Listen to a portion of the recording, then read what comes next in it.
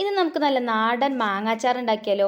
അപ്പോൾ ഞാനിതാ ഒരു 5 മാങ്ങ ചെറിയ പീസാക്കിയിട്ട് കട്ട് ചെയ്തെടുത്തിട്ടുണ്ട്. എന്നിട്ട് അതൊരു മൺപാത്രത്തിൽ ഇട്ട് കൊടുത്തതിന് ശേഷം അതിലേക്ക് ആവശ്യത്തിന് കല്ലുപ്പ് ചേർത്ത് കൊടുത്തിട്ടുണ്ട്.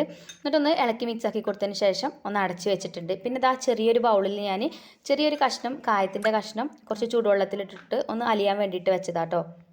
മാങ്ങ അരമണിക്കൂർ നമ്മൾ റെസ്റ്റ് ചെയ്യാൻ വെച്ചിട്ടുണ്ടെങ്കിൽ അരമണിക്കൂർ കഴിഞ്ഞതിന് ശേഷം ഞാനിതൊന്ന് ഇളക്കി കൊടുത്തു. അപ്പോൾ നമ്മളെ കല്ലുപ്പൊക്കെ നല്ല രീതിയിൽ അലിഞ്ഞ് വന്നിട്ടുണ്ട്. അപ്പോൾ മാങ്ങയിൽ കുറച്ച് നീരും കാര്യങ്ങളൊക്കെ വന്നിട്ടുണ്ട്. പിന്നെ നമ്മൾ ആ ഒരു കായത്തിൻ്റെ കഷ്ണം ഉണ്ടല്ലോ, അത് അലിയിച്ചെടുത്തതും അതിലേക്ക് ചേർത്ത് കൊടുത്തു. ഇനി നിങ്ങളടുത്ത് കായപ്പൊടിയാണ് ഉള്ളതെന്നുണ്ടെങ്കിൽ അത് ചേർത്താലും മതി. പിന്നെ ഒരു ചട്ടി എടുത്തിട്ട് അതിലേക്ക് 2 സ്പൂണ് എരിവുള്ള മുളക് പൊടി, 1 സ്പൂണ് കാശ്മീരി മുളക് പൊടി, 1/2 സ്പൂണ് ഉലുവ പൊടിച്ചതും 1/2 സ്പൂണ് കടുക് പൊടിച്ചതും ഇട്ടിട്ട് വറുത്തെടുത്തു. എന്നിട്ട് അത് നമ്മുടെ മാങ്ങയിലേക്ക് ചേർത്ത് കൊടുത്തിട്ടുണ്ട്. പിന്നെ ഒരു പാൻ ചൂടാക്കി അതിലേക്ക് 2 സ്പൂൺ വെളിച്ചെണ്ണ ഒഴിച്ചു കൊടുത്തു. ഉലുവയും കടുകും ഇട്ട് പൊട്ടിച്ചെടുത്തു. കറിവേപ്പിൻ്റെ ഇല ഇട്ട് കൊടുത്തു. വറ്റൽമുളക് ഇട്ട് കൊടുത്തു. നമ്മൾ മാങ്ങയിലേക്ക് ഒഴിച്ചു കൊടുത്തു. ചൂടാറിയതിന് ശേഷം